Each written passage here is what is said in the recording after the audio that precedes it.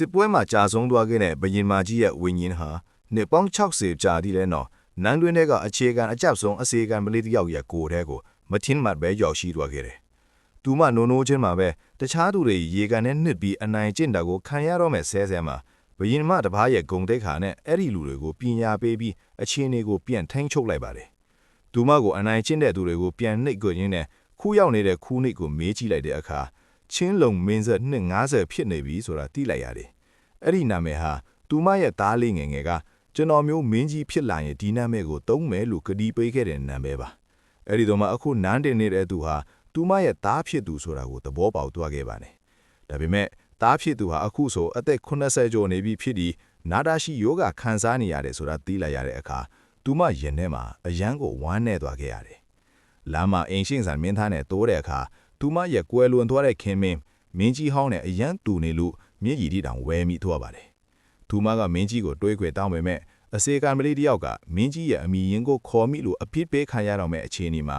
မင်းကြီးကျမ်းမာရေးဖောက်ပြန်နေဆိုတဲ့သတင်းကြောင့်အိမ်ရှိဆန်ကနန်းတော်ထဲအမြန်ဝင်သွားခဲ့ပါတယ်။မင်းကြီးစီကိုအရောက်သွားနိုင်ဖို့အတွက်သူမကမင်းသားချင်းကိုအတုံးချဖို့ဆုံးမလိုက်ပါတယ်။မင်းသားချင်းကအစေခံမလေးတယောက်ကိုပြင်းမထားပြီးလေးနဲ့ပြစ်နေတာကိုမြင်တော့သူမကမြားကိုဂျားကန်ပြီးပြစ်ချလိုက်ပြီးမင်းသားကိုအရှတ်ခွဲလိုက်ပါတယ်။မင်းသားကဒေါသတကြီးနဲ့သူမကိုတိုက်ခိုက်ဖို့စိန်ခေါ်တဲ့အခါသူမကထင်းကြောင်းတစ်ချောင်းနဲ့မင်းသားရဲ့ဓားကိုအနံယူလိုက်ပြီးခါးပတ်ကိုပါဆွဲဖြုတ်ပစ်လိုက်တယ်။မင်းကြီးစီကိုအရောက်သွားနိုင်ဖို့အတွက်သူမကတော်ဝင်မိသားစုဝင်တွေပဲတီးတဲ့လျှွတ်ရှက်ကုတ်စားတဲ့တကူကိုအိမ်ရှိဆန်ကိုပြောပြလိုက်တယ်။အဲ့ဒီလျှွတ်ရှက်ကမင်းကြီးနဲ့အိမ်ရှိဆန်ညင်အောင်ထဲပဲတီးတာမို့အိမ်ရှိဆန်ဟာအံ့အားသွားပြီးသူမကိုနန်းတော်ထဲခေါ်သွားခဲ့ပါတယ်။မိမျောနေတဲ့မင်းကြီးကိုတွေ့လိုက်တဲ့အခါသူမရဲ့ရင်ထဲမှာအတိတ်ကသားလေးရဲ့ပုံရိပ်တွေကိုမြင်အောင်ပြီးမြေးလေးလိုတောင်ငဲနာမဲနဲ့ခေါ်မိသွားပါတယ်။အိမ်ရှိဆန်ကသူမရဲ့နောက်ကျောင်းကိုစုံစမ်းပေမဲ့ဘာမှရှာမတွေ့ခဲ့ဘူး။ဒါပေမဲ့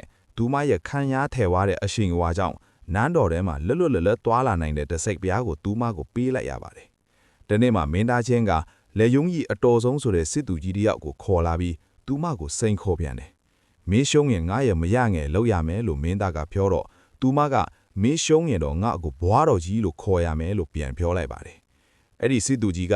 လမ်းအတန်းမှာသူဟာဒီနိုင်ငံကိုတီးဆောင်ခဲ့တဲ့အနိုင်ွယ်ဘရင်မကြီးကိုလွှဲရင်ဘသူကိုမှမရှုံးဘူးလို့ကြွေးကြော်ခဲ့တယ်။ဒါပေမဲ့သူမသိတာကသူ့ရှေ့မှာရှိနေတဲ့အမျိုးသမီးဟာသူတို့ကြောက်ဖို့ရိုးသေးရတဲ့အနိုင်ွယ်ဘရင်မကြီးကိုယ်တိုင်ဖြစ်နေတာဆိုတာပါပဲ။ဒီလိုစိတ်ဝင်စားဖို့ကောင်းတဲ့ဇာတ်လမ်းကိုနောက်ထပ်ဘာတွေဆက်ဖြစ်မလဲဆိုတာသိချင်ရင် follow နဲ့ like